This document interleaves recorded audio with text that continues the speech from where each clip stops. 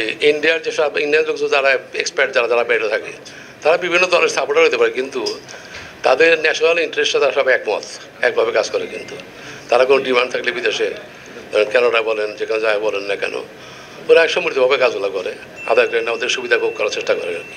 কিন্তু আমরা ওখানে গিয়া বিএনপি আওয়ামী লীগ মারামারি শুরু করে দিই এবং বিদেশিরা এটা হাসে দেখে আর কি। তখন আমাদের ব্র্যান্ডিং আবার একটু নিজ দিকে যায় একটু ওই দিকে। কাজে ব্র্যান্ডিং ইস্যুটাকে আমাদের খুব সিরিয়াসভাবে নিতে হবে, এটা এখানে একটা পার্ট।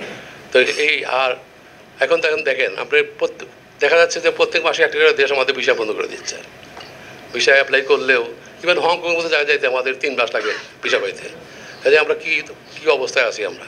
আর সমস্যা আমাদের যারা গার্মেন্ট ব্যবসা করেন তাদের ম্যাক্সিমাম বায়াররা কিন্তু আমাদের দেশে আসে না, because of political situation here, prevailing situation, যার জন্য দে ইনভাইট আস টু গো দেয়ার বা invite the garment exporter to have meeting in Hong Kong, Singapore সব জায়গায়।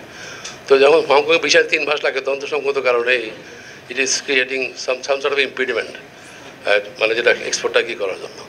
কাজে সেদিকে আমাদের একটু লক্ষ্য করা উচিত আমি মনে করি। ইনভেস্টমেন্ট খামাখানা ইনভেস্টের কথা বলি, কিন্তু আমরা যারা ইন্ডাস্ট্রি এখানে আছে সব ইন্ডাস্ট্রি 70% ক্যাপাসিটিতে চলে কিন্তু। আর আমরা যথেষ্ট স্মার্ট ইন ইনভেস্টিং, আমরা এক্সপোর্টে সব কিছু করতে পারি আমরা।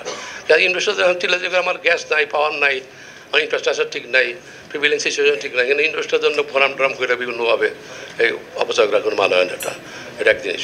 আর দ্বিতীয় লাস্ট টাইম বলতেছি, there is no alternative for election must be there, otherwise ব্যবসাটা কিছুই হবে না কিন্তু। কাজে আমরা দেখতে পারলাম 1 বছর আমরা দেখলাম তো এটা কোনো কাম তো কিছু করলাম। কাজে ইলেকশন ইমিডিয়েটলি করা দরকার, যাতে আমরা স্বাধীনভাবে কাজ করতে সত্যিকারের পলিসি ফর্মুলেট কাজ করতে পারি আর কি।